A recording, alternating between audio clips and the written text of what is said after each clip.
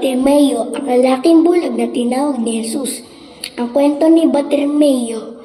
Si Bartimeo ay isang lalaking bulag na nakaupo sa tabing daan at nanglilimos sa Jericho. Nang marinig niyang dumaan si Jesus, kasama ang mga maraming tao, sumigaw siya, "Jesus, anak David, maawa po kayo sa akin."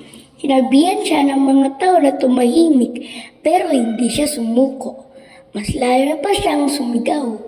Narinig siya ni Jesus at tuminto. Sinabi ni Jesus na tawagin si Bartimeo. Nang malaman ni Bartimeo na tinawag siya ni Jesus, agad niyang iniwanan ang kanyang balabal, tumayo at lumapit kay Jesus. Tinanong niya si Jesus, "Anong gusto mong gawin ko para sa iyo?"